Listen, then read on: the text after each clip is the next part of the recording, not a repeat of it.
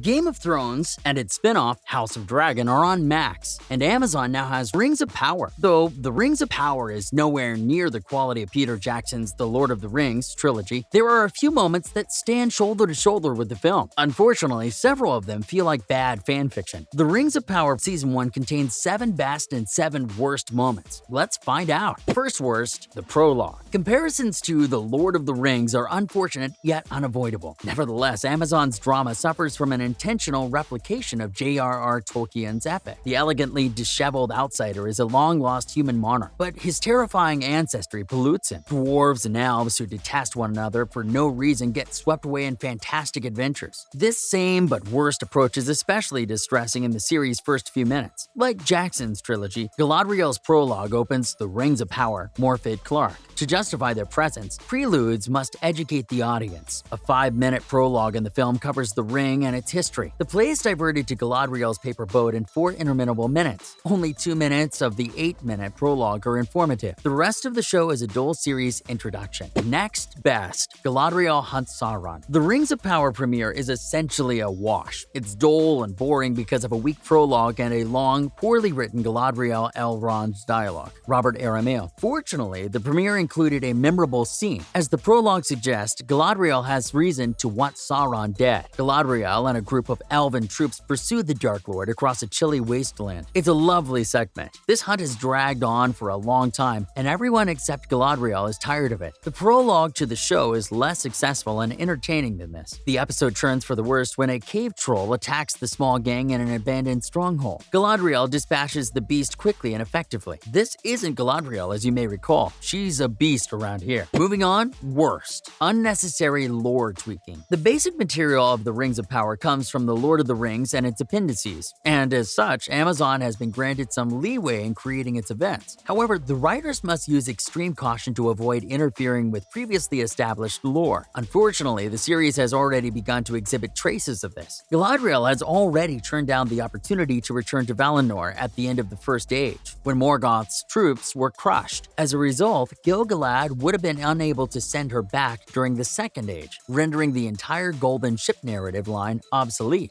Following that, best, the dwarves and Khazad-dûm. The dwarven homeland has been flawlessly realized, capturing the magnitude of Khazad-dûm as hinted at in The Lord of the Rings. The Fellowship of the Ring, when the Fellowship reaches the Mines of Moria and brings it to life with a lively dwarven society. The underground realm is beautifully designed with thoughtful elements like plants growing under light shafts and massive mechanical lenses projecting sunshine when needed. Durin and his fellow dwarves are lovingly constructed, and the rock-breaking sequence with Elrond is fantastic. Next, worst. Key aspects seem distinctly un-Tolkien. This is likely the most controversial component of the Rings of Power. Morality was central to The Lord of the Rings. The characters' fundamental motivations were formed from the enormous gap between good and evil, with reasonably clear borders set between the two. The ethical scale in the Rings of Power is more complicated, with many characters falling somewhere in the middle. This worked quite well for George R.R. Martin in his A Song of Ice and Fire trilogy, allowing for massive twists and turns and startling character redemption arcs. But it is likely to clash with Tolkien's writing. Moving on, best. Cinematography and attention to detail. The extraordinary production value of the Rings of Power is the first thing that strikes you. The cinematography is truly breathtaking and the characters' fidelity is rich. The outfits are exquisitely detailed and the lighting effects are amazing from the first minute. Everything about it has been meticulously built, and it immediately resembles the beautiful universe Peter Jackson created in the original trilogy, all set against a wonderful musical score composed by Bear McCreary. Following that, worst. Awkward pacing. Perhaps due to introducing characters in the universe they inhabit, the Rings of Power's pacing appears chaotic at points. Certain scenes are over in a flash, leaving the viewer wanting much more. For example, during the battle with Morgoth, when a fell beast sets ablaze a giant eagle before flinging its fiery carcass into a mass of fighting elves and orcs.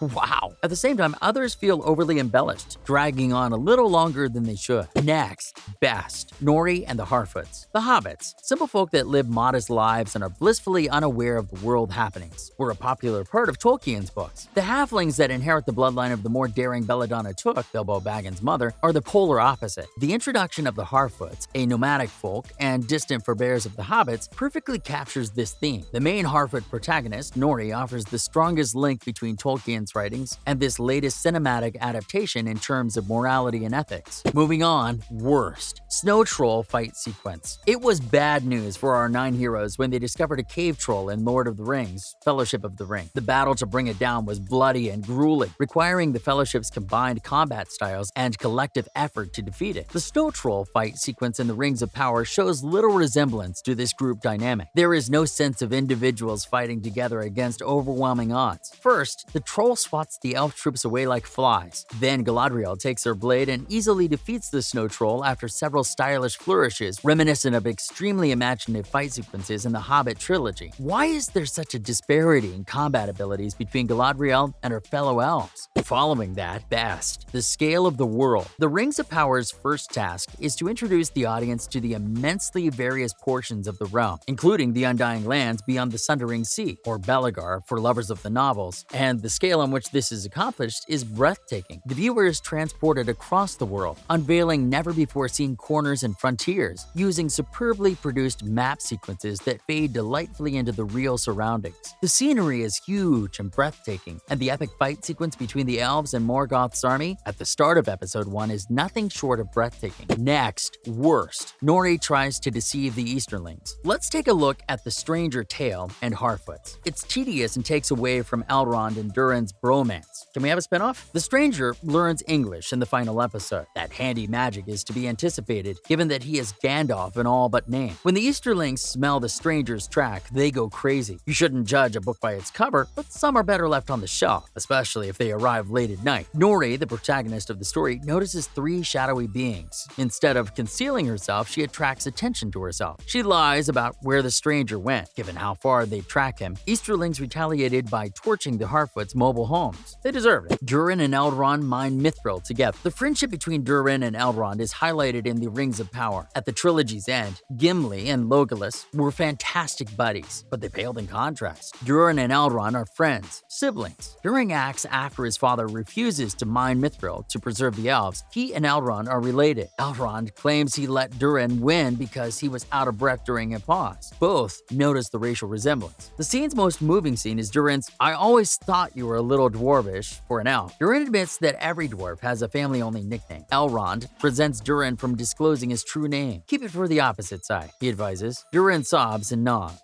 Please provide a tissue. Following that, worst. Galadriel finds Sauron and tells nobody. The stranger is Sauron, according to the Season 1 finale of The Rings of Power, but he fell out of the sky. To make Sauron a cosmic traveler, Amazon must depart from Tolkien's Middle-earth. Galadriel's season-long goal has been to uncover and defeat Sauron. What happens when she discovers, gasp, that Halbrand is the Dark Lord? He easily beats her. She wails in a stranger dreamscape, and he continues as if nothing happened. Worse, she deceives everyone. Elrond, not so much. You are not the Elven King, though, Galad. Nothing in her journal. Halbrand appears to be forgotten. Galadriel's dismissal seems strange in light of her eagerness to find him. Finally, best. Galadriel, the warrior. Morfydd Clark's portrayal of Galadriel as an elf warrior is brilliant. In her elf armor, sword draped over her back and braided blonde hair across her shoulder, she looks the part and is convincing in her steely determination as she descends an icy cliff in quest of Sauron, her deadly opponent. We know from the source material that Galadriel spent much of the Second Age fighting Sauron, thus this portrayal of her fits. Despite some criticism concerning the integrity of Tolkien's female fighters, the author was extremely capable of crafting strong female characters. Well, that marks the end of our video for today. We hope you enjoyed it. On your way out, make sure to hit that subscribe button. Thanks for watching.